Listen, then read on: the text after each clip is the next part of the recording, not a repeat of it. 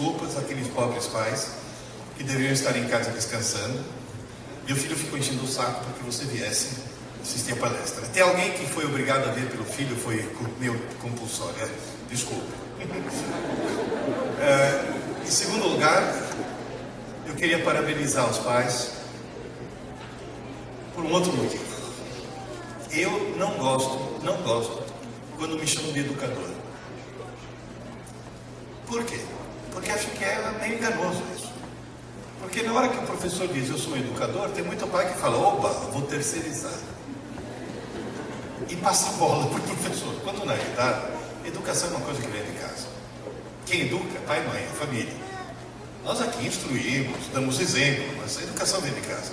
E hoje, tenta imaginar esse auditório cheio de alunos educadíssimos. Então, parabéns para os pais. Parabéns para a escola, obviamente, mas parabéns também para os pais. O que eu vou tentar fazer hoje é tentar... Se apaga, né, as luzes? Acho que pode apagar mais. Você se importa de ficar meia luz, fica mais íntimo, né? Fica mais... Hoje o que eu vou tentar fazer é, no fundo, não fazer uma palestra, é dar uma aula para vocês sobre como funciona o cérebro do teu filho, mas principalmente como funciona o teu cérebro. Tudo que eu for falar com o teu filho vale para você também. E em qualquer idade. Podem ter cabelos brancos, podem não ter mais cabelos, não interessa, vale para qualquer idade, vale para mim. Eu tenho 70 anos, eu comecei a dar aula com 18, eu tenho meio século de magistério, e eu já dei aula em pós-graduação, já dei aula para médico psiquiatra, e eles não me internaram, mas no cursinho, no cursinho pré-vestibular, eu tive 100.400 alunos, 100.400 pobres coitados, que descobriram tarde demais, que fizeram muita coisa errada quando estavam na escola e estão tentando consertar agora no cursinho. Esse que é o grande problema. Por um acaso, algum dos presentes aqui, por um acaso foi meu aluno? Tem algum ex-aluno meu? Não, vocês não sabem o que perderam. Na realidade, o que eu vou tentar fazer com vocês é tentar mostrar o funcionamento do cérebro. Bom, o que nós temos na face da Terra capaz de processamento lógico? O computador e o cérebro humano.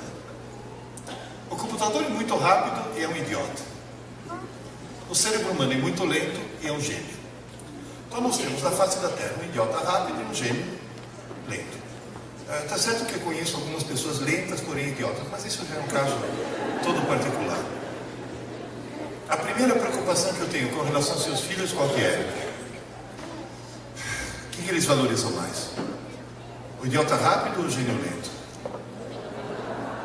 E de tanto usar o idiota de forma idiota, estão transformando o gênio em idiota.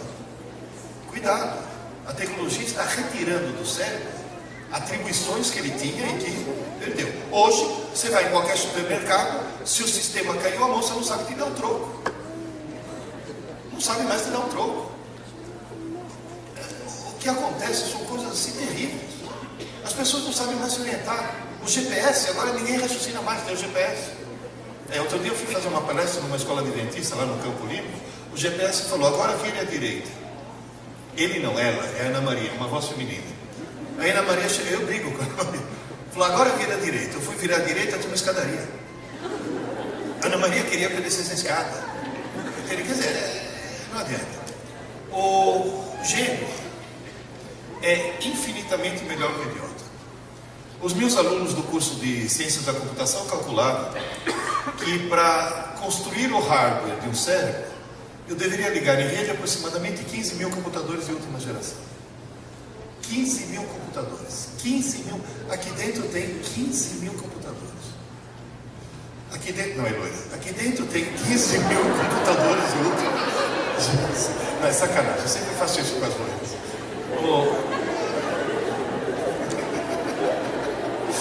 Não tem problema, né? Você está acostumado, né? Você sabe por que toda loira tem 3 torneiras, né, na pia, né? Água quente, água fria e água oxigenada, né? 15 mil computadores, sabe o que quer dizer? Em primeiro lugar, parabéns para o engenheiro. Colocar 15 mil computadores em 1,5 litro, isso é nanotecnologia. Em segundo lugar, pensa um pouco, 15 mil computadores. Você sabe qual foi o computador mais barato que eu já comprei? Tem lugar aqui na frente, viu, gente? Tem bastante espaço, tem lá. O computador mais barato que eu comprei foi um netbook, eu paguei $100. $100. Agora, faz uma conta, vai. Vamos pegar o computador mais barato, $100. 15 mil computadores a $100 cada um. Cada um de nós tem dentro do crânio um patrimônio de $1,5 milhão no mínimo. Um cérebro humano, se fosse construído, se fosse comprado, custaria $1,5 milhão. E veio de presente. Só que é o presente que veio com um pequeno problema. Não veio com manual de instruções. Porque pensa um pouco, no fundo, 15 mil computadores, todo mundo, no fundo é um gênio. Quer dizer, alguns bem no fundo, mas no fundo, tem capacidade enorme. Só que tem esse problema. Se você, professor, esse tem manual de instruções, como é que programa? Tem que aprender uma linguagem de programação. E esse? Que linguagem de programação precisa aprender? Nenhuma. Você já sabe. É a linguagem que você fala. O ser humano não fala porque pensa. O ser humano pensa porque fala. A maneira com a qual você fala é a maneira com a qual você pensa. Nesse momento, eu estou tendo uma certa dificuldade em pensar, porque estou falando em português, então estou pensando em português. E português não é minha língua materna. Eu de vez em quando enguiço quando estou falando em português. Eu sou italiano. Minha língua materna, eu aprendi a falar português com 12 anos. A maneira com a qual você fala é a maneira com a qual você pensa. Isso tem uma consequência muito perigosa. Quem fala errado, pensa errado. E falar errado não é falar nós vai ou a gente somos. Isso até presidente da República fala assim. Na realidade, falar errado é considerar que sejam sinônimos coisas que não são. Às vezes, coisas que são uma oposto da outra, e a gente acha que é a mesma. Em italiano, tem duas palavras que depois eu vou traduzir para vocês.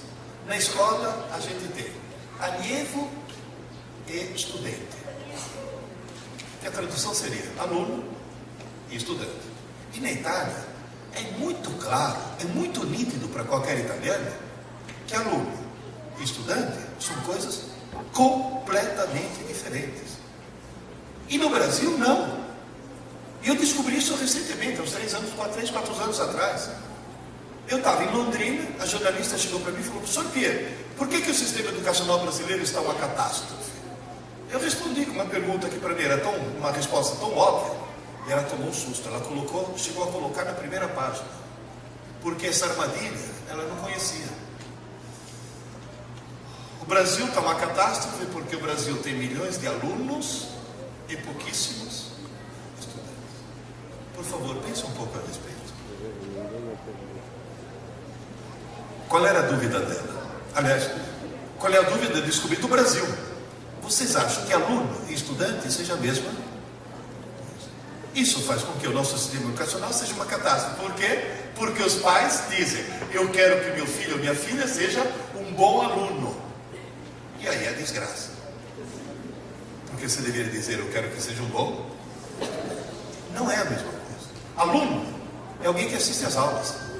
Estudante é alguém que estuda. E assistir às aulas é estudar. Não só não é a mesma coisa, como se está assistindo a aula, não está estudando. Se está estudando, não está assistindo a aula. Uma coisa exclui a outra. Assistir às aulas é coletivo e passivo. Coletivo porque tem muita gente. Passivo porque tem muita gente que não está fazendo nada. O único cara que está trabalhando é o professor. Agora, cuidado. Estudar é solitário e ativo. Ninguém está estudando se não estiver sozinho. Pessoal da pedagogia, quem é? Levanta a mão. Queridas e queridos, olha bem para mim. Daqui para frente, nunca mais diga grupo de estudos. Se é grupo, não é estudo. É a mesma coisa que falar triângulo quadrilátero. É uma contradição inteira. É individual. Ninguém estuda se não estiver sozinho. Teve uma aluninha hoje de manhã e falou: como assim individual? Eu falei: como fazer xixi? Você não pode chegar para tua amiga e falar: olha, tô apertada, vai por mim. Não, você que tem que. Solitário, individual. Oh, mãe, na hora que tua filha chegar, fala: mãe, eu vou ficar na casa da Flávia, que nós vamos estudar junto. Ela vai fofocar com a Flávia. Ela não vai estudar junto. Para estudar tem que estar sozinho. É solitário e ativo. Ninguém está estudando se não tiver um lápis ou uma caneta e não estiver escrevendo. Vou repetir: estudar é escrever. Só e exclusivamente escrever. Não existe outra forma de estudo. Ah, mas espera aí, eu estou lendo um texto de geografia. Não estou estudando geografia, não. Você está lendo. E ler não é estudar. Ué, e como é que eu estudo esse texto? Ué, pega o texto, pega um lápis, papel e vai lendo. Toda palavra importante, escreva. E outra coisa, escreva e não sublinhe. É para escrever. E para escrever manuscrito. É escrever, não digitar. Se você escrever, vai no teu HD. Se você digitar, vai no HD do computador. E na hora de fazer um exame, é você que vai. É esse computador que vai, não é esse. Escrever. Tem gente que fala: tá bom, vai, eu vou escrever. Agora, como é que eu sei o que é importante? Simples. Faz de conta que você está preparando uma cola. Na hora você descobre o que é importante. Não, estou falando sério. Preparar a cola é útil. Ou não é útil usar. Nunca deixa alguém nessa idade colar. Porque se deixar colar agora, quando crescer, vira senador. A gente tem que cortar o mal pela raiz. Está bem claro isso. Queridas e queridos, pergunta: aluno e estudante é a mesma coisa? Aluno faz o quê? Sistema. Estudante. E estudar o que é? Um amigo meu, professor, estou estudando 14 horas por dia, não rende. Eu chego no fim do assunto e já esqueci o começo. Eu fui na casa dele. Falei: querido, você não está estudando 14 horas por dia. Você está lendo 14 horas por dia, portanto você está jogando na lata do lixo 14 horas por dia. E aliás, a maioria das pessoas que querem prestar concurso estão jogando um monte de tempo na lata do lixo. Ler não é estudar. Tanto é que tem cara que é tão trouxa que faz curso de leitura dinâmica para poder jogar seu tempo mais depressa fora. Vocês percebem? Eu falei para ele: estudar é escrever. Ele virou para mim e falou: ah, mas eu escrevo. Eu falei: opa, deixa eu ver o caderno. Ah, caderno é coisa do passado. Eu estou fichando tudo no meu notebook. Falei: isso, sua besta. Agora você vai mandar o teu notebook fazer prova no teu lugar, né? Porque está lá no notebook, não está no teu cérebro. Recentemente recebi um e-mail dele me agradecendo porque eu joguei o notebook dele no lixo. Claro que ele pegou de volta. E sabe por que ele me agradeceu? Falou: Pia, é impressionante. Segui seu conselho. Tudo que estava no notebook eu copiei para o caderno. Incrível. Agora não consigo mais esquecer. Nota que não falou, agora eu consigo lembrar. Falou: agora não consigo mais esquecer. E a única coisa que ele fez, qual foi? E essa nova pedagogia quer imitar os Estados Unidos, que em vez de ensinar a criança a escrever, quer ensinar a criança a digitar. Nos Estados Unidos a coisa está péssima. Aqui no Brasil vai ficar péssima também. E aqui no Brasil, a nova pedagogia eliminou o quê? Uma coisa sábia que se fazia antigamente: ditado e cópia. Ditado e cópia. cópia. Escrever. Não, agora é Vygotsky, agora é construtivismo. Quantos construtivistas precisam para trocar uma lâmpada? Nenhum, porque quando a lâmpada se sentir pronta, ela se troca sozinha. Esse é justamente o que está acontecendo. É outro papo, é usar o cérebro. Uma mãe chegou para mim, o senhor pode me ajudar? Minha filha está com problema. Falei, vamos ver se eu posso. Sabe o que é? A minha filhinha, ela estuda de manhã, ela vai na escola para aprender. Eu falei, para. O senhor já cometeu 2 equívocos. Equívoco número 1, sua filha não estuda de manhã. Ela assiste. E pode ser que o problema seja esse. Ela só assiste a aula, mas não estuda. E segundo problema, agora o pessoal da pedagogia vai tomar um susto. A partir do Fundamental 2, está provado, medindo a complexidade das redes neurais que se reconfiguram, está provado que a partir do Fundamental 2, na escola não se aprende. A aula não foi feita para aprender, a aula foi feita para entender. Um bom professor não ensina, um bom professor explica. E se o aluno não entender, o professor explica de novo. E se o aluno não entender, ele é tão criativo que inventa uma nova maneira de explicar para que o aluno finalmente entenda. Sabe quando é que um bom professor sossega? Quando ele vê na carinha do aluno o famoso acabou. Esse é o papel da aula.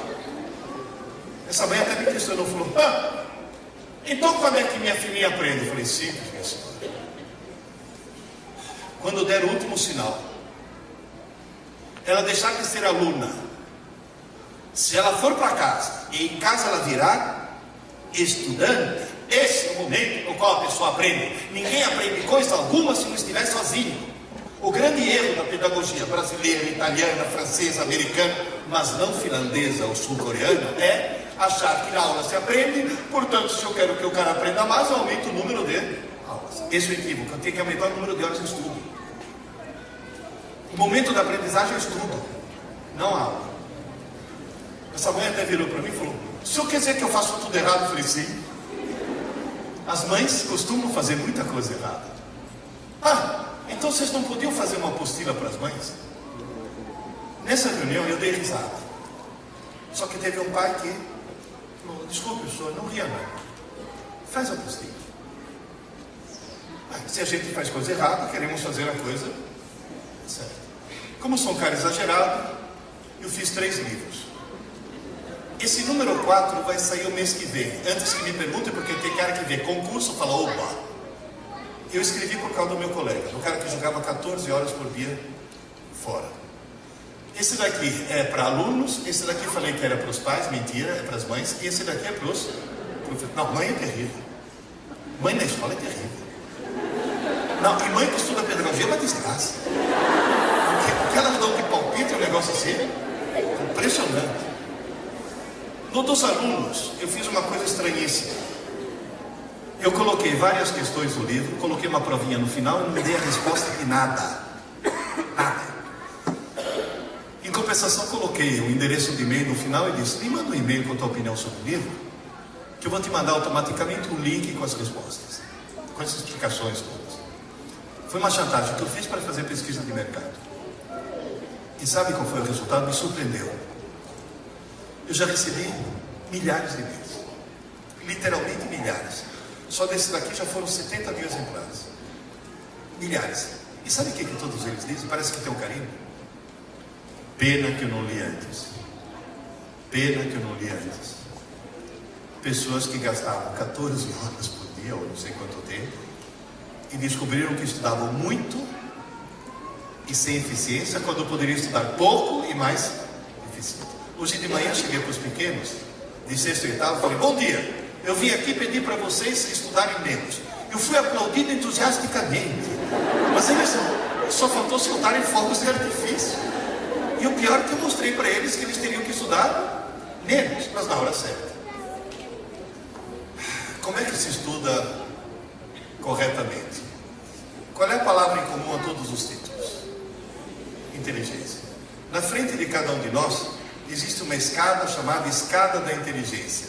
todo dia você pode subir um degrau. Só que é um degrau por dia. Um degrau por dia significa o quê? Que o processo de aprendizagem dura exatamente 24 horas. Começa, acontece e se encerra em 24 horas. Tradução: não dá para deixar para amanhã.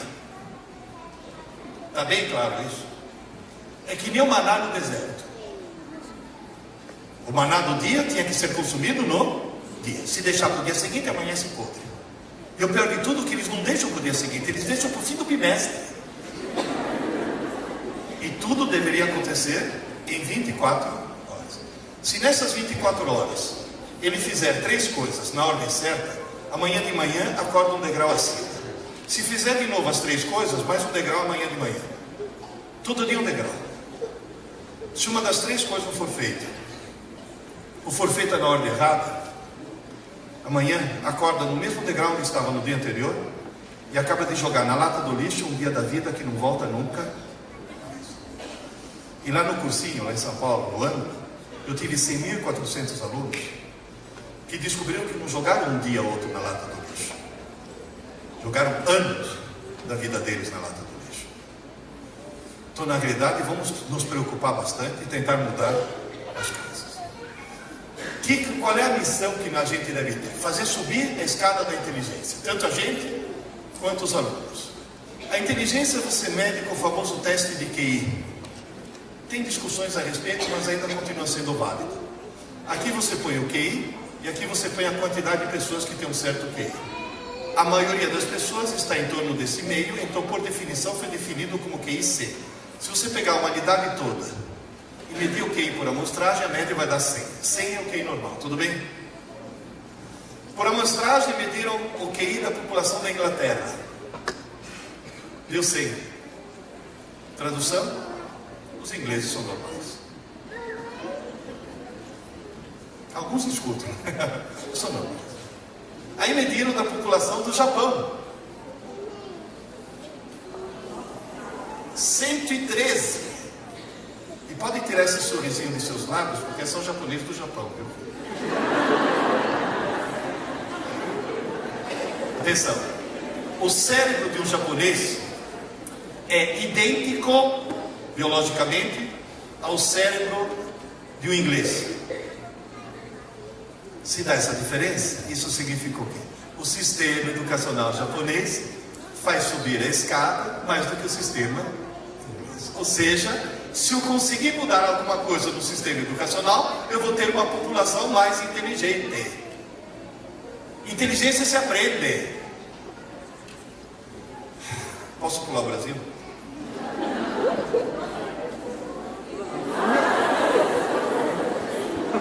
Ou seja, o sistema educacional brasileiro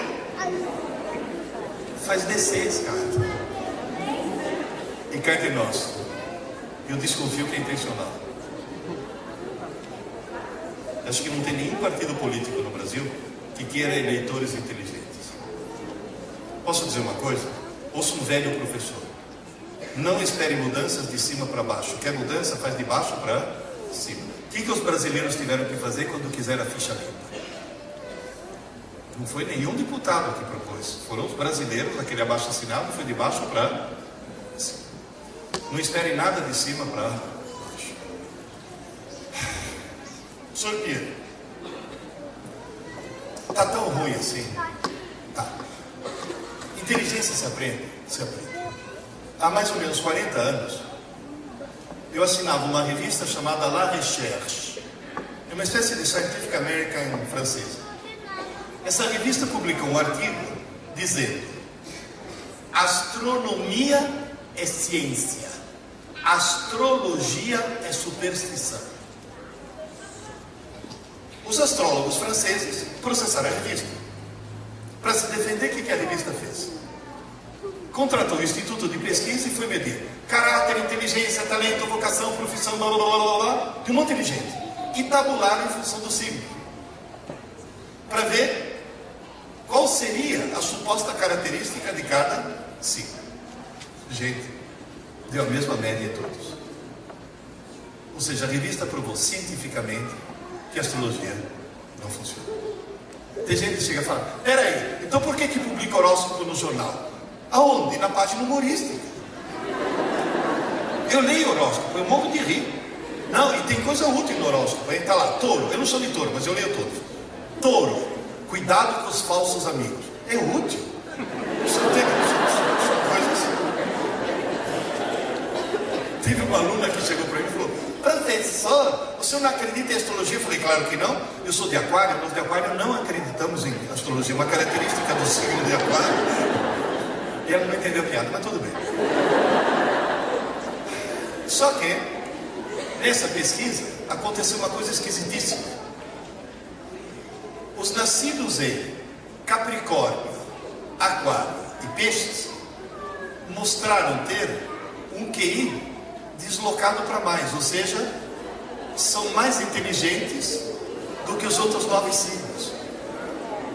E, mais uma vez, podem tirar esse sorrisinho dos seus lábios, porque só os nascidos na França. Já tinha gente se achando. Queridas e queridos, não é influência dos astros. Quem nasce na França, em Capricórnio, Aquário e Peixes, nasce em pleno inverno. No inverno faz muito frio e os pais saem menos de casa e ficam mais tempo com o nenê. E mesmo nas primeiras semanas de vida, o fato do nenê ter tido mais presença dos pais, mais amor, mais carinho e mais estímulos, faz com que intelectualmente ele se desenvolva mais. Inteligência se aprende. Se aprende. Por exemplo, senhor Pierre, e o que o Ministério da Educação faz para aumentar a inteligência dos nossos alunos? Olha, eu não vou falar, vou mostrar números. Prontos? Todo mundo aqui já ouviu falar no Enem. Você sabia que existe o Enem Mundial?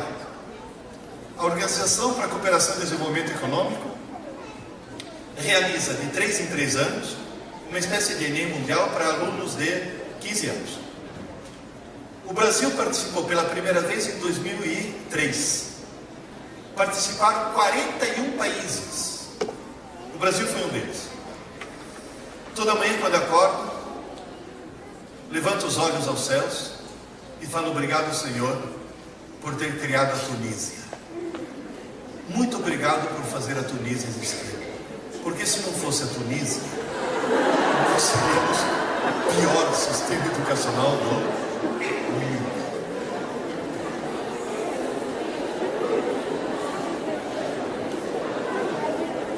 Quem está em primeiro lugar?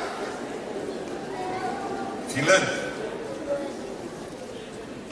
Na hora que o Ministério da Educação descobriu que a Finlândia é o melhor sistema educacional do mundo, pegaram as pedagogas, sabe aquelas pedagogas, meninas, que nunca seguraram um pedaço de giz na mão, então te aconselho a segurar, nunca entraram numa sala de aula para dar uma aula, eu aconselho todos vocês a fazer isso, mesmo as que vão virar diretoras. Nunca seguraram, nunca entraram numa sala de aula, e ficam lá em Brasília, tendo ataques de pedagogéia, porque veja isso. Na realidade, eles pegaram as pedagogas de Brasília e já que a Finlândia é o melhor sistema educacional do mundo, mandou as meninas fazer estágio na Espanha.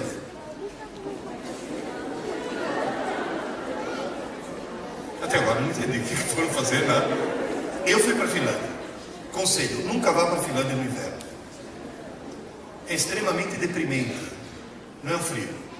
O sol nasce às 11 horas da manhã e se põe às 2 da tarde. Eles têm 3 horas de luz por dia.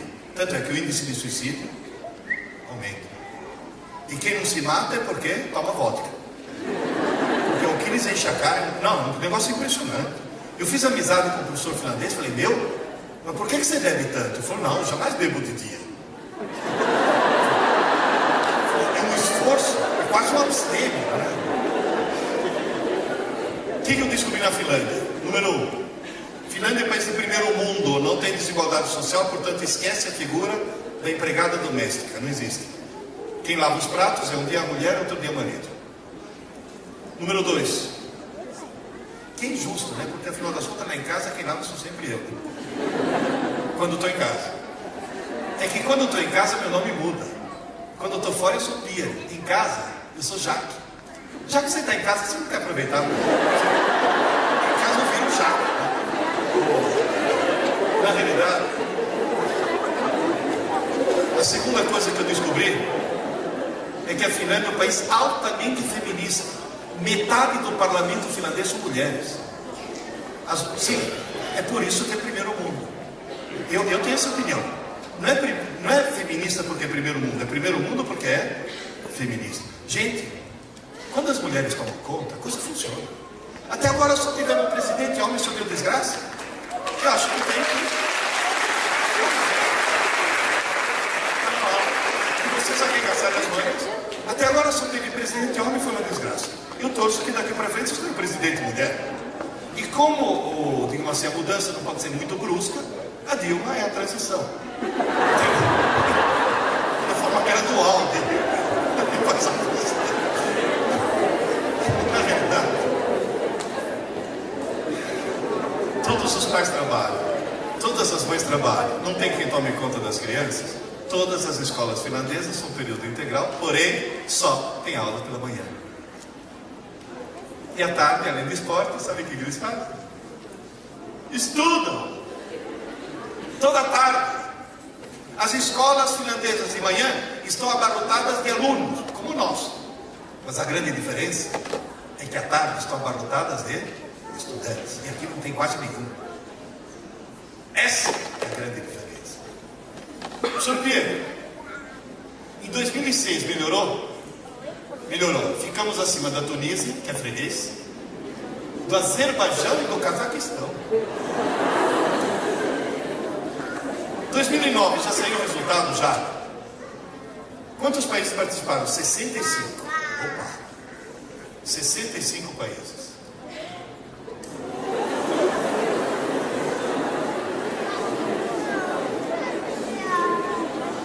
Não só estamos no 57, mas a Tunísia passou a gente.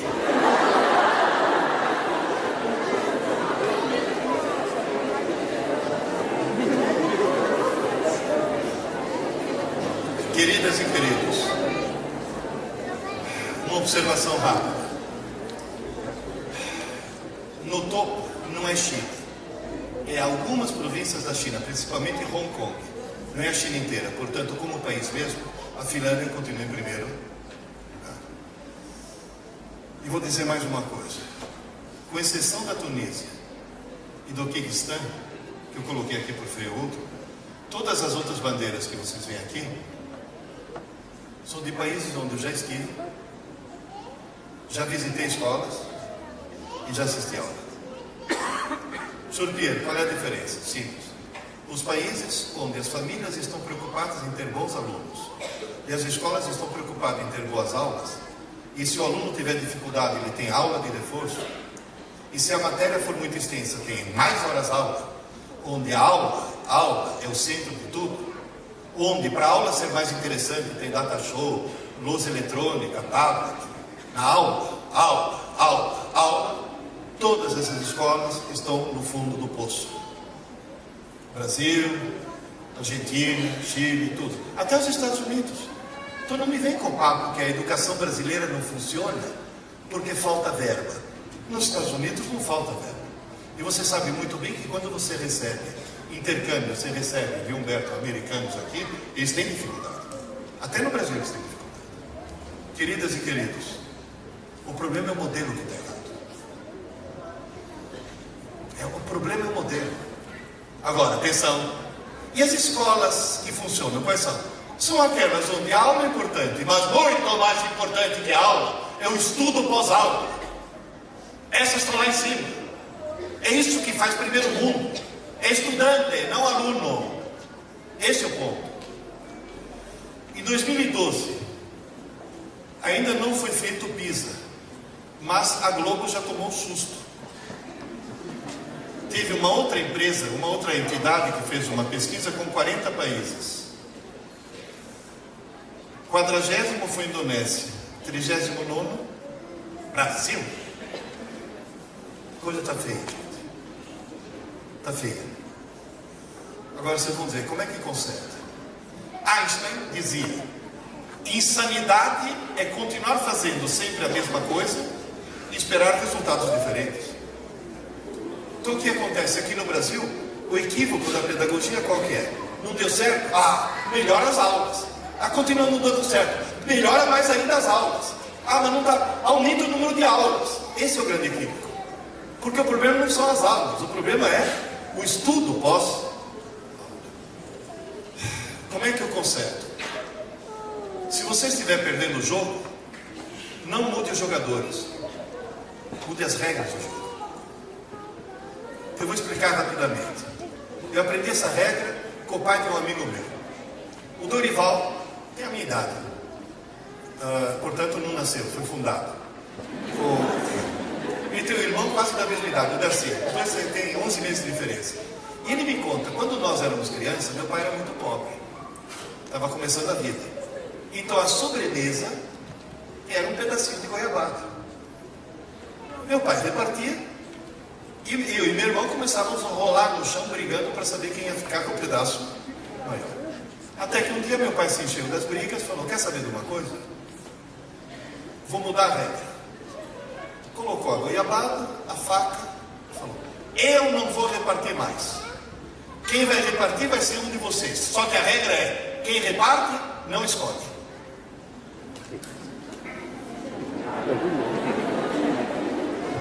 O cara que repartia cortava de átomos no meio,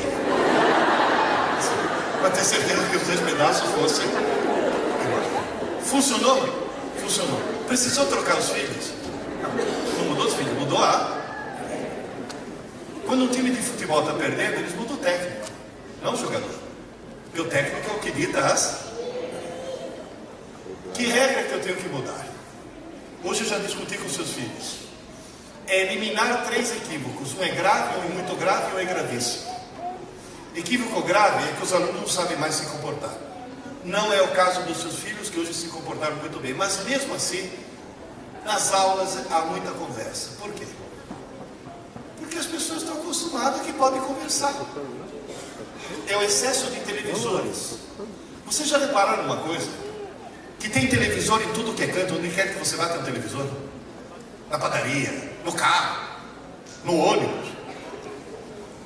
Essas duas, que são loiras por mera coincidência. Quem pintou os slides foi minha filha loira, portanto eu estou isento do processo. Viu, Luísa? Foi a Luísa, que é loira. Essas duas estão fofocando. Esse rapaz está tentando falar com elas. Se ele estivesse aqui em carne e osso, elas estariam sendo muito mal educadas. Mas como ele está no televisor, o que está no televisor eu não posso ignorar. Aliás, todo mundo se acostumou a não ouvir o televisor. Está lá ligado o tempo todo. Quando a Rede Globo não transmitia 24 horas por dia, o chiado da madrugada, aquele tinha 10 pontos no Ibope de audiência. Estou falando sério. Está lá ligado. E aí, de tanto não prestar atenção no televisor, as pessoas começaram a não prestar atenção em quem está falando. Inclusive na sala de aula do professor. É um hábito que se criou. Eu estava na Unip, em São Paulo, fazendo uma palestra para 800 alunos. Curso noturno, trabalharam o dia inteiro, estão cansados. 10% estava conversando. Eu resolvi fazer uma experiência. No meio da palestra, de repente, eu desliguei o microfone e comecei a falar nesse tom de voz. Inclusive, como a acústica do teatro estava muito boa, eu até perguntei: quem está no fundo, me ouve? Ele falou: ouvimos. O cara da frente falou: eu também estou ouvindo. E tanto que eu estava berrando. Durante 5 minutos, falei sem microfone. Todo mundo começou a prestar atenção. Aqui, inclusive. eu deixei de ser uma voz eletrônica. Eu virei uma voz humana. Um ser humano eu presto atenção. Você percebe, gente? Posso dar um conselho? Chegando em casa, vamos começar pela gente. Desliga a TV. Desliga. A TV não é tudo mais. Nem liga. Ou liga, assiste o que você quer, desliga. Eu assisto um programa todo dia, quando eu posso. Hoje perdi. Fiquei aqui o dia inteiro. Eu tinha até vergonha de falar com ela, mas eu adoro aquele programa. Todo mundo odeia a Cris. Gente, o meu ídolo é a Rochelle. Se toda mãe fosse que nem a Rochelle, acho que não tinha problema nenhum.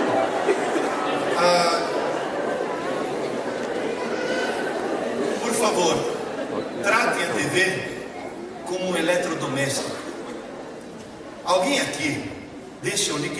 liquidificador ligado 24 horas por dia.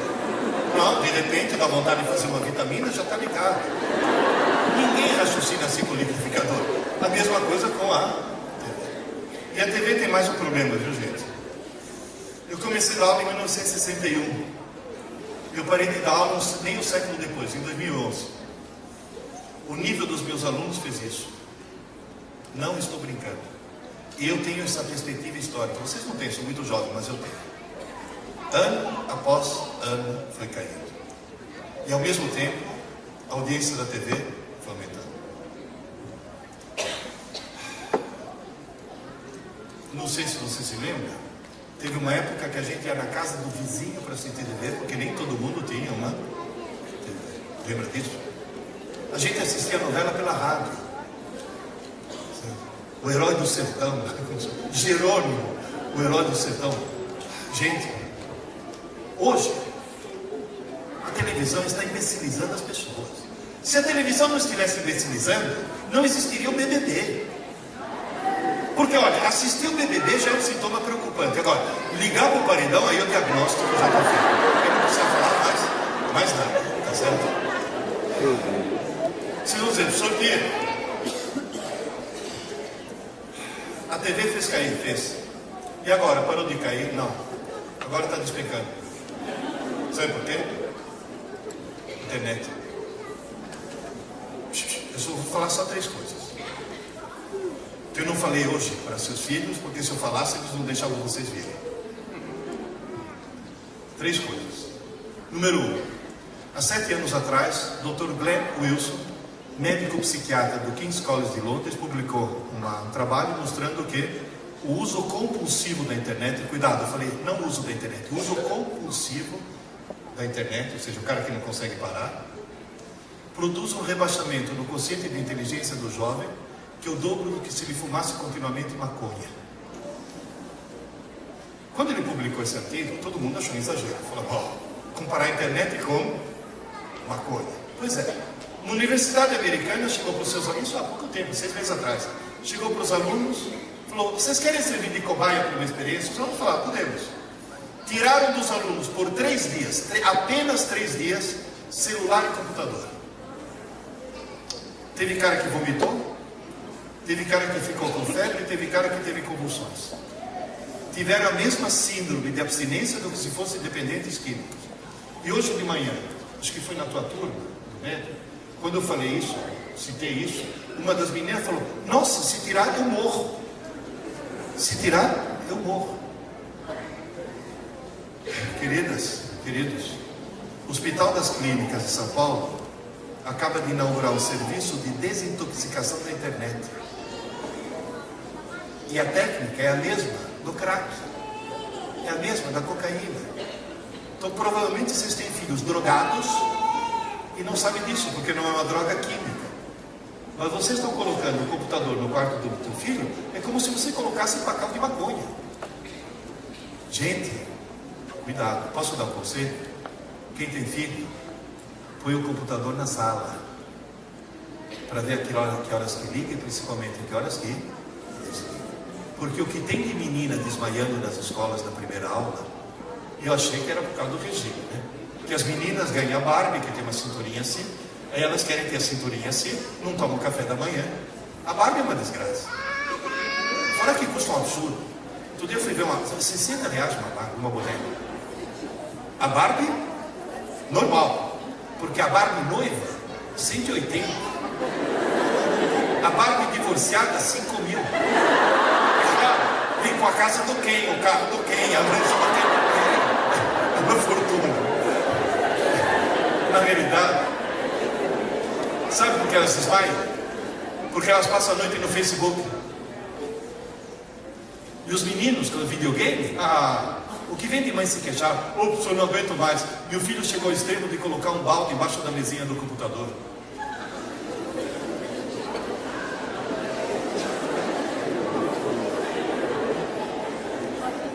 Reinventar o pinico. Moral da história, cuidado. Tem que falar, e se meu filho tiver, se eu quiser desintoxicar meu filho? Eu perguntei para o médico do Hospital das Clínicas, Como é que eu entro em contato com esse serviço? Ele falou, é fácil, é www. Eu falei, para com isso. Fora que de tanto viver no mundo virtual, perderam o contato com o mundo. Não estou mais... Gente, tem uma charge que eu vi que é fantástica. Tem uma janela, um pôr do sol maravilhoso, e o cara no computador, e na tela tem um pôr do sol, e ele chama do cara e fala, vem ver que pôr do sol maravilhoso. E na janela está, perderam o contato com o mundo real. Não sabe mais o que é o mundo real. Eu já vi namorados no banco do jardim, ele e ela, os dois com o seu celular digitando. Quase me deu vontade de chegar lá e falei, olha, eu vou te explicar como era na minha época. Gente, bom, tudo isso é grave. Agora vamos para o muito grave. Prontos?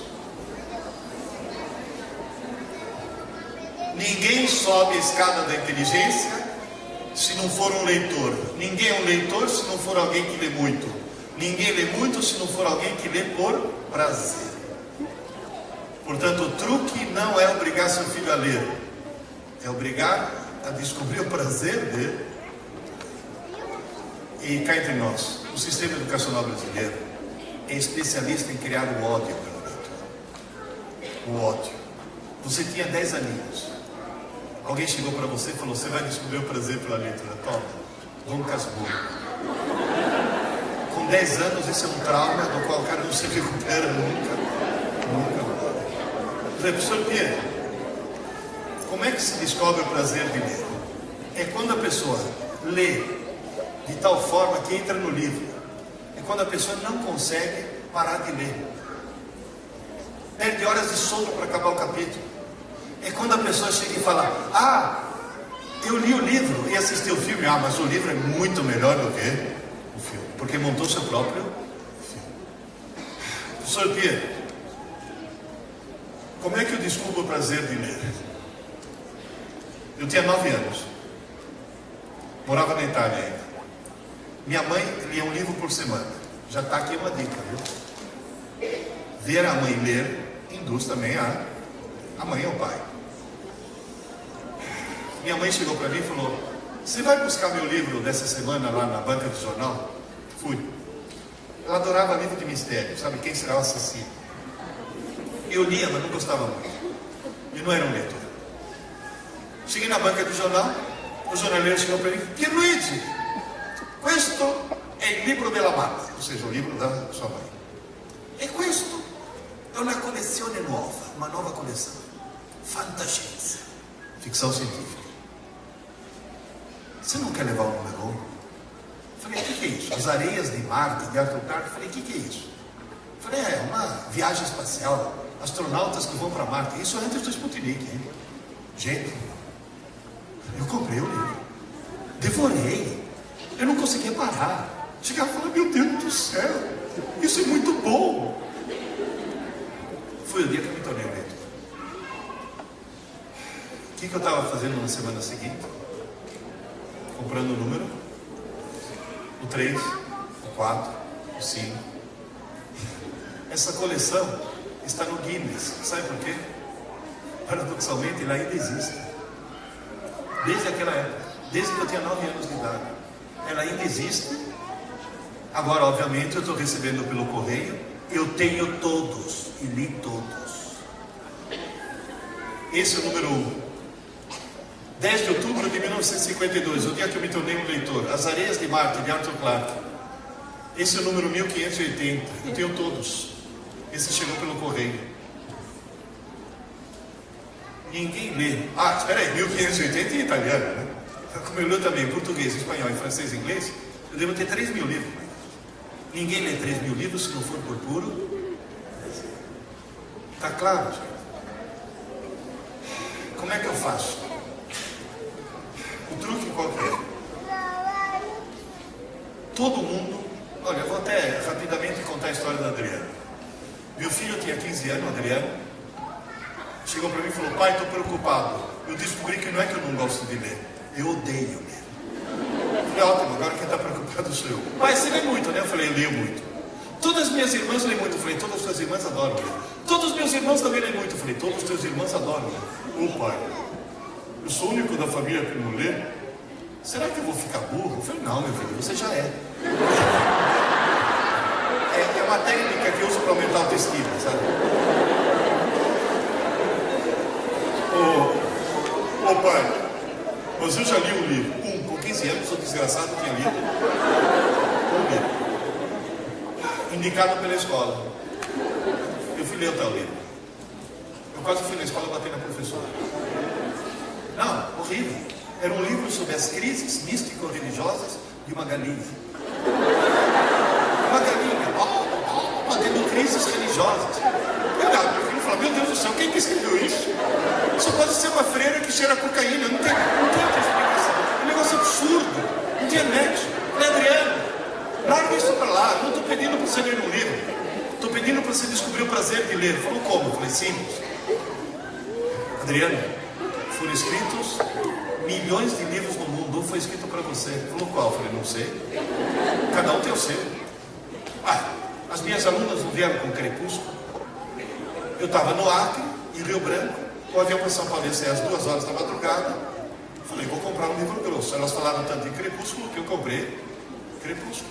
Como me arrependo. Cheguei na metade e parei. Falei, não, esse vampiro é muito mole. Tem que pagar logo essa desgraçada. Essa tal de Bela parece adolescente de malhação. Não, e uma aluna me cobrou. O senhor não vai terminar? Falei, o dia que eu menstruar, porque atualmente eu não tenho condições biológicas. É biológico o livro. Não tenho condições biológicas de terminar o livro. Cada um tem o seu. Pai, como é que eu descubro? Eu falei, filha, a coisa mais fácil do mundo. Comece a ler um livro qualquer. Tá chato? Para e começa outro. Muda de jeito e começa outro. Para, pai. Eu falei, para, tua tarefa não é ler um livro. Tua tarefa é descobrir o teu livro. Se tá chato, vai ter livro. Começa outro. Pai, se outro estiver chato, eu falei, para e começa outro. E aí eu virei para ele e falei, e se estiver chato? Ele falou, para e começa outro. Moral da história. Filho, depois de fazer isso 4, 5, 6 vezes, você vai ter a falsa sensação que todos os livros do mundo são chatos. Não é verdade. Você vai achar o teu logo. Livro, filho, é que nem namorado. Tá chato? Troca. Na 8ª tentativa ele achou o Hobbit. Fizeram o filme agora.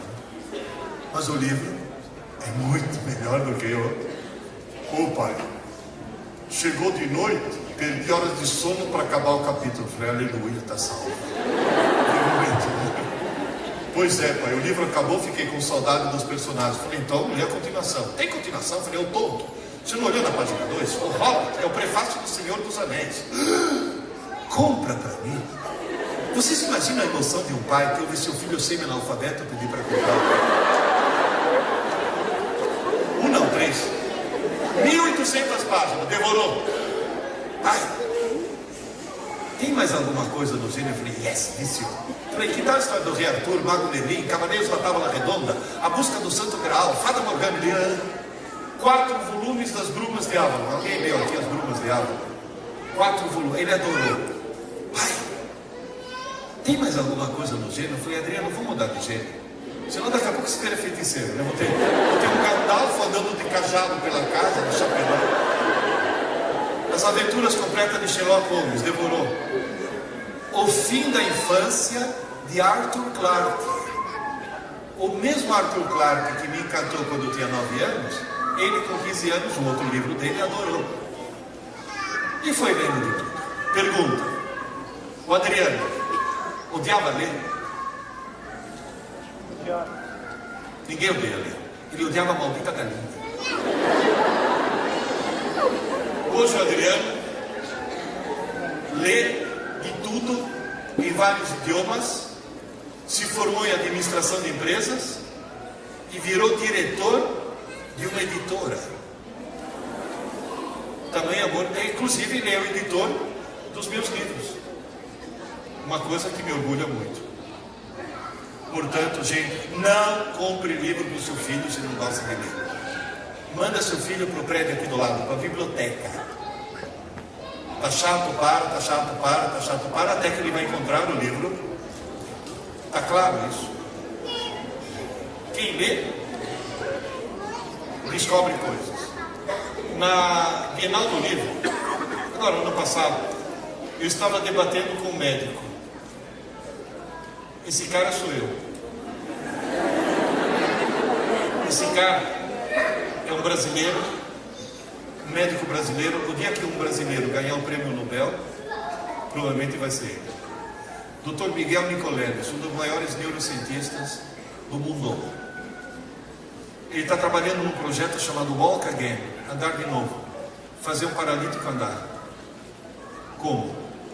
O processo é o seguinte: implantar um chip no cérebro, ler com esse chip todo o córtex, mandar isso para o computador e fazer esse computador acionar uma espécie de robô que o cara veste, o chamado exoesqueleto, que na hora que o cara pensa, eu vou levantar a mão esquerda, o robô levanta por ele. Ou seja, o cara consegue se mover.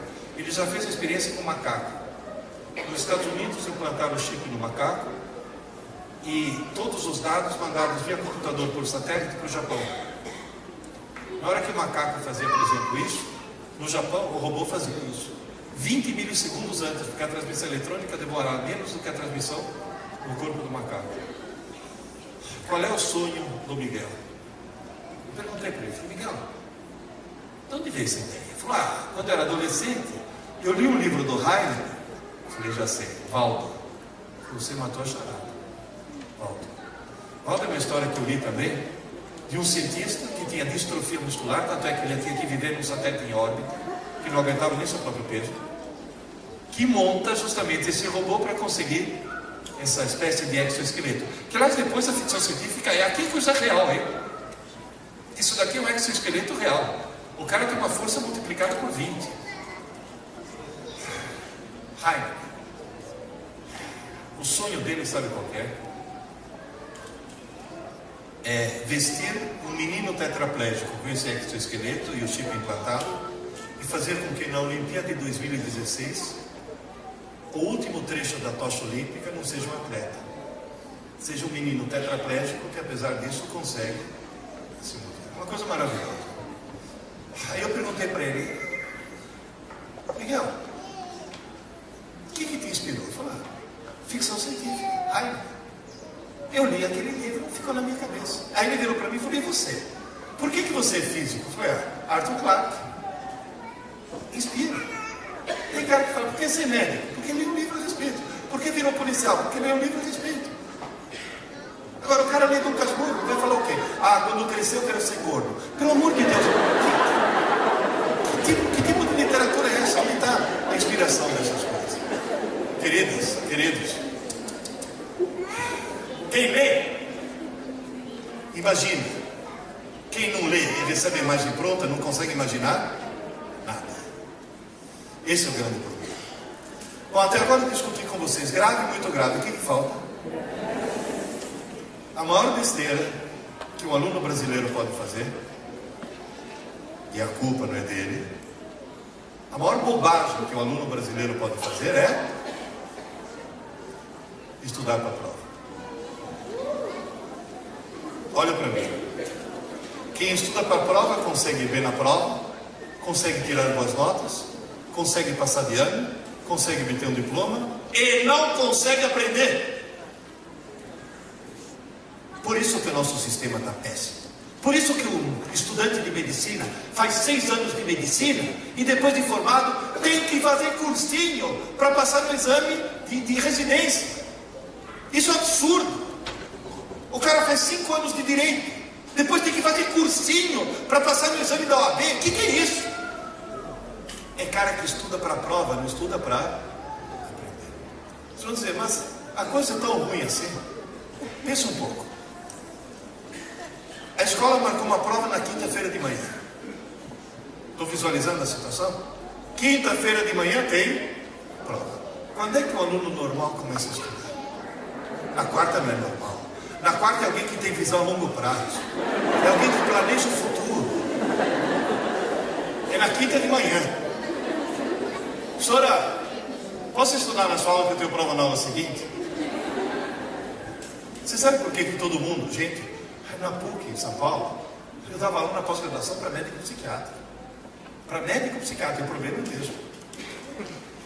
Porque todo mundo estuda o mais em cima da hora possível. Para não dar tempo de esquecer. Se tiver tudo fresquinho, tira a nota. E logo depois, esquece. Então o que significa aquela nota? E a culpa não é deles não, hein? Eu já vi mãe. Filho, desliga isso daí, menino. Vai estudar, você tem prova amanhã. Essa mãe acha que está ajudando o filho. Essa mãe está cometendo um crime hediondo. Essa mãe devia ser presa sem direito à fiança. Essa desgraçada está arruinando a vida do filho. Porque está induzindo o filho a estudar porque tem. Vamos dizer, bem, como é que se estuda corretamente? Usa o cérebro. Eu dividi o cérebro em 3 partes, para simplificar. Cerebelo, que é essa região azul, sistema límbico, amarela, e córtex, que é essa vermelha, onde estão os 15 mil computadores, lembram? Estão aqui. O que eu ponho no cerebelo, não esqueço nunca mais. O que eu ponho no córtex, não esqueço nunca mais. E o que eu ponho no sistema límbico, com certeza absoluta eu vou esquecer. Não precisa ir mais longe. Você já deduziu onde o cara põe aquilo que ele estuda em cima da hora. No amarelo, no sistema límbico. Você percebe? O que eu ponho no cerebelo, no azul? Tudo relativo a equilíbrio e ritmo. Você sabe andar de bicicleta? Você já tirou a rodinha? Vocês notam uma coisa? Que você não consegue esquecer andar de bicicleta. Uma vez aprendido, você não consegue mais esquecer. Isso é aprender, porque aprender é aprender para sempre, não podia seguir. Agora, o que você põe aqui, não esquece mais, mas primeiro passa por aqui. Por exemplo, você está andando na rua, algo te chama atenção, se chamou atenção, imediatamente vai para o sistema límbico. Só que tem uma coisa: se parar de chamar atenção, algum tempo depois, quanto tempo eu posso reter uma informação no sistema límbico? Pode ficar segundos, pode ficar minutos, pode ficar até horas. Jamais dias. O conteúdo do sistema límbico não sobrevive a uma noite de sono. Lembra? 24. Agora, tem coisas que, por exemplo, hoje eu estava brincando com eles. Iam falar, aranha é um inseto nojento. Aí o professor fala, não, aranha não é inseto. Inseto tem 6 patas, que nem a formiga. Aranha tem 8. Aranha é aracnídeo. Uma informação dessa, agora me ajuda aí. Se foi recebida na aula, foi recebida na condição de aluno ou de estudante? Aluno. Se essa informação chega como aluno, ela vai parar no sistema límbico, está condenada a desaparecer, a menos que se use uma técnica especial. Sabe qual é essa técnica? Se a informação recebida na aula, se no mesmo dia, cuidado, no mesmo dia, 24 horas, se ela for trabalhada ativamente como estudante, e se é estudante, quantas pessoas tem aqui? Se é ativamente, o que ela tem na mão? Lápis. Se ela trabalhar 1, 2, 3, 4, 5, 6, formiga, 6 patas. Aranha, 1, 2, 3, 4, 5, 6, 7, 8 patas. Formiga, inseto, aranha, aracnídeo. Quem está se dando o trabalho de fazer tudo isso? É aluno ou é estudante? Agora cuidado, pedagogas, tem que ser no mesmo dia. Naquela noite, ao dormir, e só durante o sono, a aranha é copiada do sistema límbico por córtex, e só durante o sono. Amanhã de manhã, quando acorda, daqui já sumiu, porque não sobrevive a uma noite de sono, mas aqui vai estar lá para sempre, tanto quanto andar de bicicleta. Professor Pierre, quais são as 3 coisas que eu devo fazer para subir a escada? Número 1, assistir a aula com atenção para entender. 2, estudar aquela aula depois da aula, ativamente, para aprender. 3, dormir uma boa noite de sono para fixar. Feitas essas 3 coisas, no dia seguinte, eu acordo um degrau mais inteligente, com uma informação a mais no meu cérebro. Está bem claro isso? Ou seja, O cérebro funciona de tal sorte que toda aula assistida hoje deve ser estudada antes que se passe uma noite de... Papais e mamães, quem assiste a aula de manhã tem que fazer a lição à tarde e não dormir à tarde. Quem assiste a aula à tarde tem que fazer a lição à noite, não na manhã seguinte. E quem assiste a aula à noite está ferrado. Quem assiste a aula à noite vai fazer o que eu fiz. Eu fiz vestibular, eu já era casado, já tinha uma filha e outra a caminho. Casado com mulher grávida, eu tive a coragem de fazer um vestibular. E entrei na física da USP. De dia eu trabalhava para sustentar a família. À noite assistia aula na física. Chegava em casa exausto e ia dormir meia hora mais tarde. Aquela meia hora era preciosa, porque tem que ser antes que se passe uma noite de sono. Senhor Pierre, onde que eu consigo meia hora? Quer um conselho? Desliga a TV. É o maior ladrão de tempo que tem. Ah, mas a professora mandou estudar um texto. Que horas que eu vou ler aquilo? Queridas, 85% da minha cultura foi adquirida em cima de um vaso sanitário. Portanto, tempo para ler você sempre vai encontrar. Está bem claro isso. Atenção, pergunta interessantíssima. Meu filho almoça. Depois do almoço, pode tirar uma soneca? Pode. As neurociências mostram que para não perder nada, a soneca pode durar no máximo 15 minutos. 15 minutos. Ah, mas meu filho dorme a tarde toda que nem um porco. Tratamento de 3 dias de CAG. 3 dias de CAG resolve. CAG. Copo de água gelada. Almoçou? Neném dormiu? Deixa eu dormir. Quanto tempo? 15 minutos. Deu 15 minutos? Só! Gelada e não fria. Tem que traumatizar. No dia seguinte, dormiu 15 minutos. Só! Terceiro dia, chá. No quarto dia, ele ouve teus passos se aproximando. Já colhei, não precisa. Gente, se não dá para ensinar, tem que adestrar. Não tem jeito. Moral da história.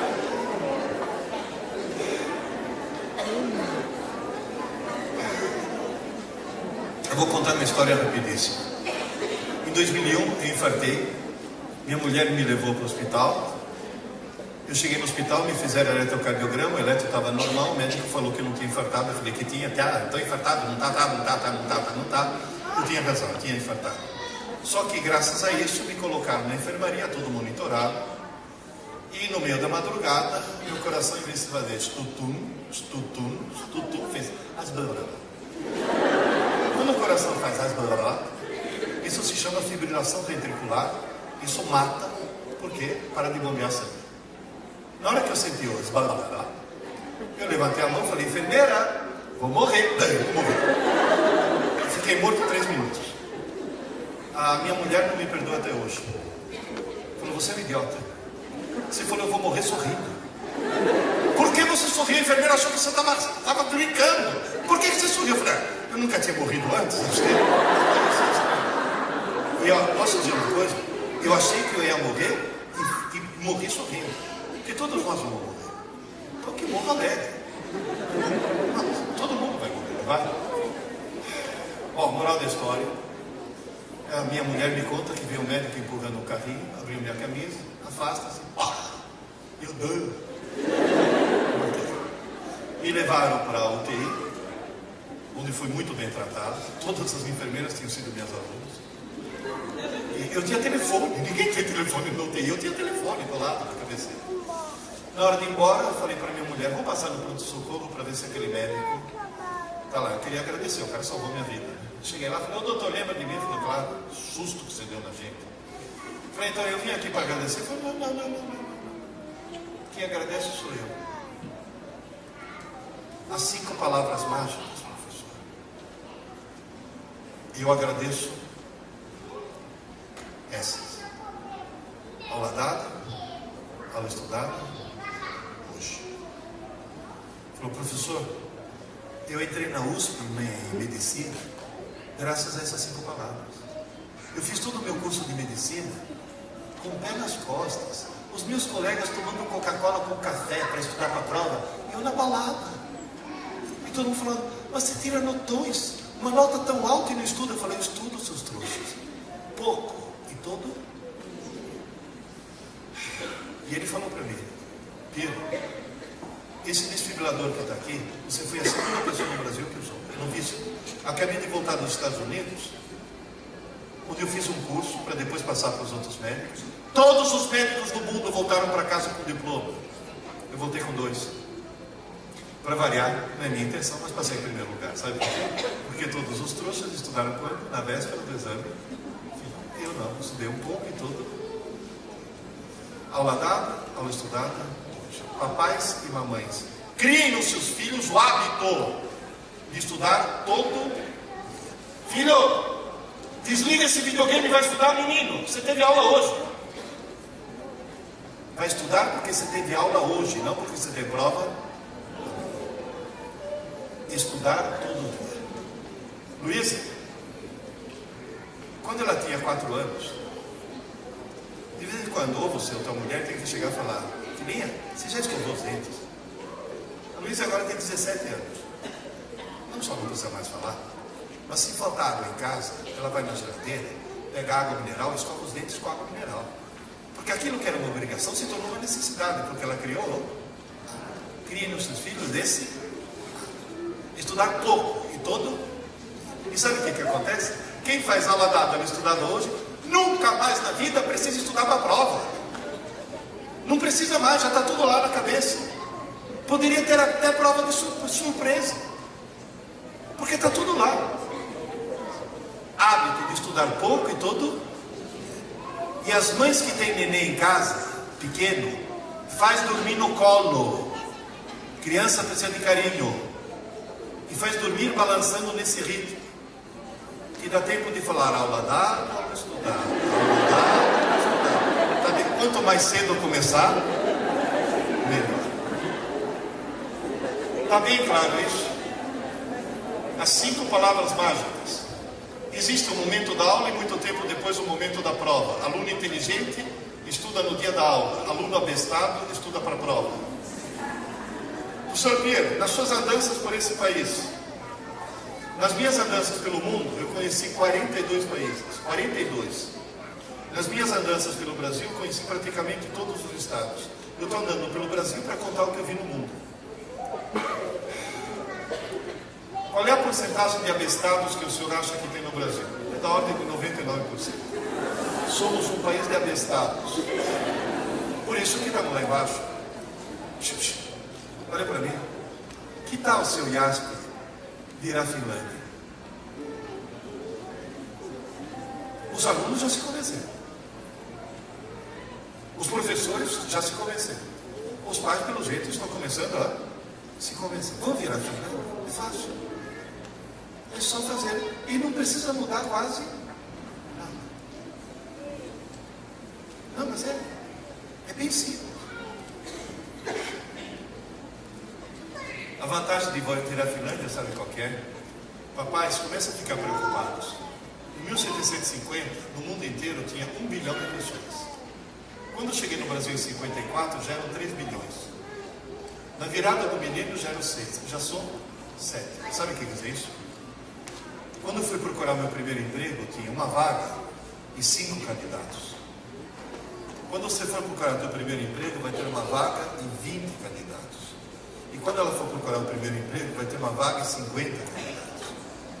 Um mundo que tem cada vez mais gente e cada vez menos necessidade de mão de obra. O caixa eletrônico colocou 1 milhão de bancários no olho da rua.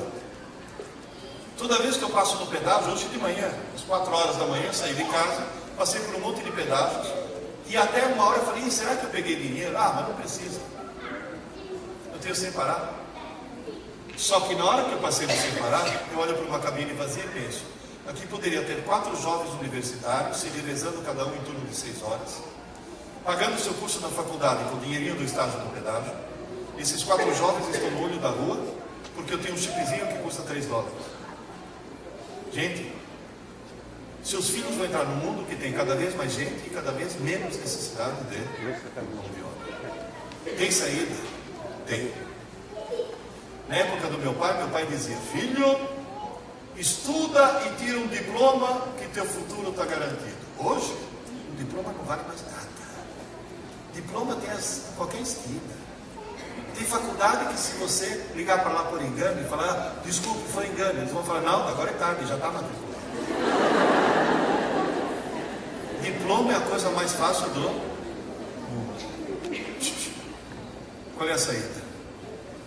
Há 2 semanas atrás eu estava em Limeira, na antiga Fumagalli, agora chama Máximo. Eu estava fazendo uma palestra para gestores de RH, Relações Humanas. Aquele pessoal que contrata. Eu perguntei para eles: na tua firma, tem vaga? Tem. Você está contratando? Estou tentando. E está conseguindo? Ele falou: não. Eu falei: por quê? Professor, chega a cara com diploma, na hora que eu vou checar o cara é uma anta.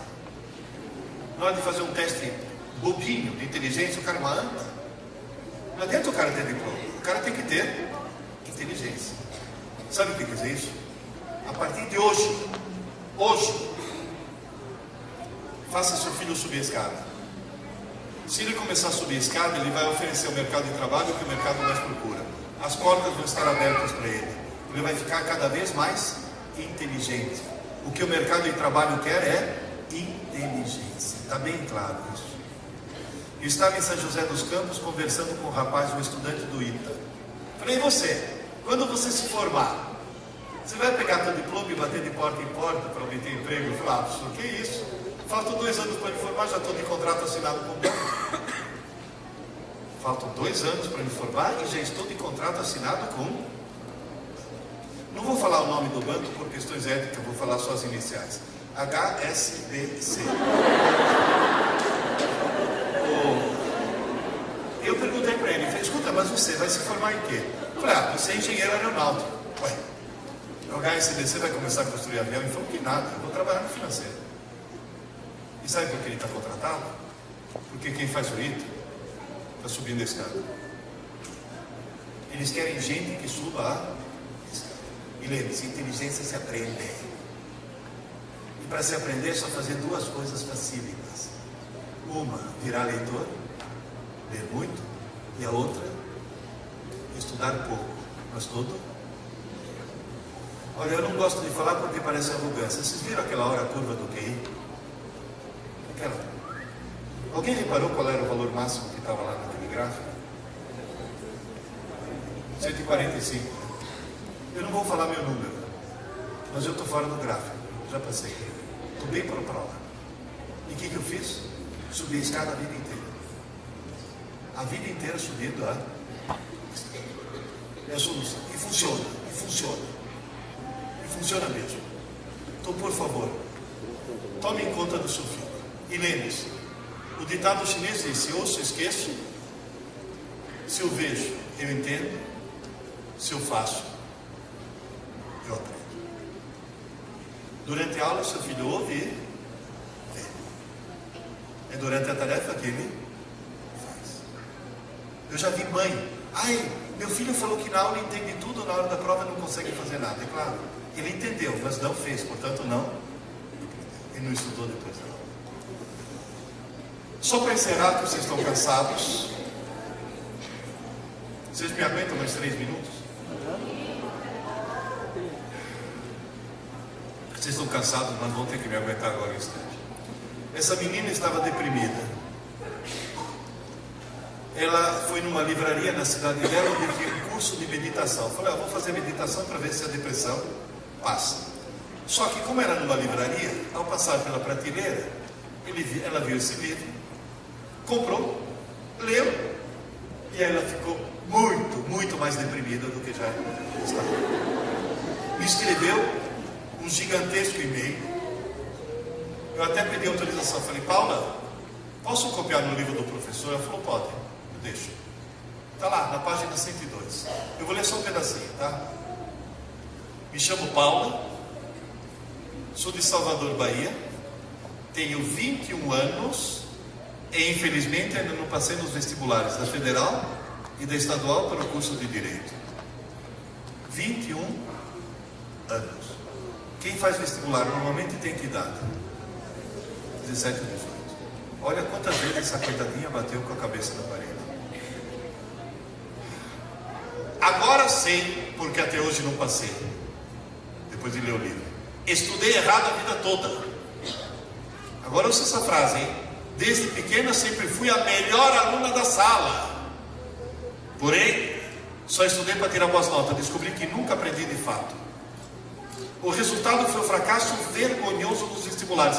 Eu não entendia como uma aluna nota 10 pudesse ser reprovada tantas vezes no vestibular. Ela me estendeu, depois falou que acabou passando. A história tem um final feliz. Mas o que eu quero perguntar é outra coisa. Vamos ver se vocês entenderam tudo o que eu falei hoje. A Paula foi uma boa aluna? Sim. Ela foi uma boa aluna e foi uma péssima? Então, na hora que você estuda, aprende alguma coisa, faz uma prova e de repente não vem a nota que você espera, isso não significa absolutamente que você não aprendeu. Significa que aquela prova foi montada de uma forma inadequada ou não adequada para você. E na hora que você não estuda e tira uma nota enorme, não quer dizer que você tenha aprendido, quer dizer apenas que você teve a sorte ou alguma consequência. Portanto, a nota, dessa forma, sabe em que tipo de prova eu acredito? Tem gente que lembra aqui. Arranque uma folha do caderno, guarde o material embaixo da carteira e o coração que era tal prova surpresa. Hoje, se fizer prova surpresa, no dia seguinte tem mãe de tijolo na mão. Coitado do meu filhinho, foi pego de surpresa, agora ele ficou traumatizado. Agora ele vai ter que fazer terapia. Senão fica com TDA, hiperatividade, dislexia, descalculia e gripe suína. E traz o laudo de tudo, porque ela tem o laudo de tudo. Porque mãe na escola parece anão em campo de nudismo. Mete o nariz onde não deve, uma coisa assim impressionante. Gente, você tem imaginação, hein? Gente, o grande problema é esse. Não tente ter bons alunos, tente ter bons. Está bem claro isso. Eu queria contar uma última coisinha. Eu estava aqui em Campinas, em Viracopos, entrei no avião da Azul. A aeromoça, enquanto estava taxiando, falou: e agora pedimos a todos os passageiros para ouvirem as instruções de segurança, inclusive os passageiros frequentes. Viu, professor? Falei: você acha o quê? Senta aqui que eu sei essas instruções melhor que você. Já decorei. Uma delas eu decorei. Me ouçam, por favor. Em caso de despressurização da cabine, máscaras cairão. Puxe para liberar o fluxo de oxigênio, coloque a máscara sobre o nariz e a boca, prenda com elástico e, se tiver uma criança ao seu lado, coloque a máscara primeiro em você, para que depois você possa ajudar a... Será que alguém aqui desconfiou? Por que eu contei essa história? Pensa um pouco. Quer que seu filho vire leitor? Começa por você. Quer que seu filho vire estudante? Começa por você. Eu não falei que era em qualquer idade. Então vamos fazer isso. Eu tenho 70 anos, estou estudando até hoje. Não estou assistindo aula, mas estou estudando. Está claro já? Eu resolvi que eu vou aprender russo. Para quê? Se eu tenho um tempinho livre, eu vou aprender russo. Já aprendi a falar uma frase. Eu nem levaria para o russo. Sabe o que quer dizer? Eu não falo russo. Já é um começo. Queridas e queridos, não tem jeito. O exemplo é a melhor forma de educação. Sr. Pierre, só para encerrar. Se a palestra tivesse que ser ultra curta, tendo apenas 5 palavras, o que eu teria dito? Estou todo mundo repetindo, vai, lição de casa. Aula dada, aula estudada, hoje. Repetindo com mais ênfase no hoje. Aula dada, aula estudada, hoje. E Se a palestra tivesse uma palavra só, seria leia! Nem que seja para ler Júlia, Bianca, Sabrina, 50 tons de cinza. É uma espécie de Sabrina pornô. Leia! Não interessa, mas pelo amor de Deus, leia. Tá claro, gente? Um beijo, boa sorte para você.